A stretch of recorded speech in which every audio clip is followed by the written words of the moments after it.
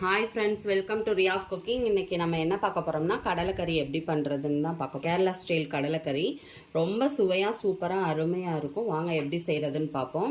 நான் வந்துட்டு சுண்டல் வந்துட்டு முதல்ல நைட்டே ஊற வச்சு எடுத்து வச்சுருக்கேன். அந்த மாதிரி எடுத்து வச்சுக்கோங்க. கொஞ்சமாக எண்ணெய் ஊற்றிக்கலாம். 1 ஸ்பூன் அளவுக்கு சோம்பு, 1 ஸ்பூன் அளவுக்கு சீரகம், மல்லி 1 ஸ்பூன், மிளகு 1 ஸ்பூன் சேர்த்துக்கோங்க. 2 பீஸ் அளவுக்கு பட்டை, 5-6 ஏலக்காய், அதே மாதிரி ஒரு 5-6 கிராம்பு சேர்த்துக்கோங்க. மிதமான தீயிலே இது லேசாக வறுத்து எடுத்துக்கலாம். லேசாக இந்த மாதிரி வறுத்துக்கணும். வறுத்த பிறகு ஒரு 4-5 பல்லு பூண்டு போட்டுக்கோங்க. கொஞ்சமாக இஞ்சி, 1 கப் அளவு சின்ன வெங்காயம் சேர்த்துக்கலாம்.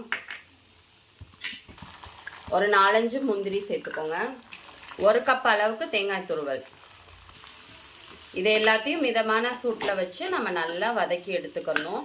நல்ல ஸ்மெல்லாக இருக்குது பாருங்கள். வதக்கும் போதே ஸ்மெல்லு நல்லா வருது. இந்த அளவுக்கு ஸ்மெல்லு வரும்போது நம்ம வந்து ஆஃப் பண்ணிக்கலாம். ரொம்ப கருகிடக்கூடாது. இதை வந்து ஆற வச்சு நம்ம அரைச்சி எடுத்துக்கலாம். இப்போ அடுப்பு ஆஃப் பண்ணிடுங்க.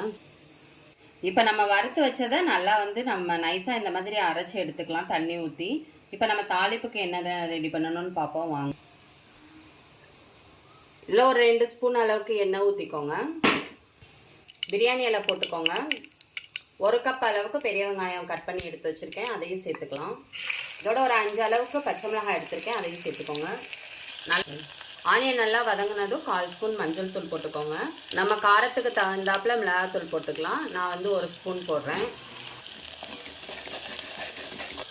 ஒரு 3 தக்காளி அளவுக்கு, நான் மீடியம் சைஸ் ஒரு 3 தக்காளி அளவுக்கு நான் வந்து அரைச்சி எடுத்து வச்சுருக்கேன், அதையும் சேர்த்துக்கலாம். தேவையான அளவு உப்பு சேர்த்துக்கோங்க. 1 கப் தயிர் சேர்த்துக்கலாம். இப்போ வந்து நம்ம ஊற வச்ச சுண்டல் சேர்த்துக்கலாம். சேர்த்து இந்த மசாலாலாம் நல்லா மிக்ஸ் ஆகிற அளவுக்கு நல்லா மிக்ஸ் பண்ணி விட்டுக்கோங்க. கொஞ்சம் கொதிக்கட்டும். இப்போ வந்து நம்ம இந்த அரைச்சி வச்ச மிக்ஸை ஃபுல்லாக உள்ளே சேர்த்துக்கலாம்.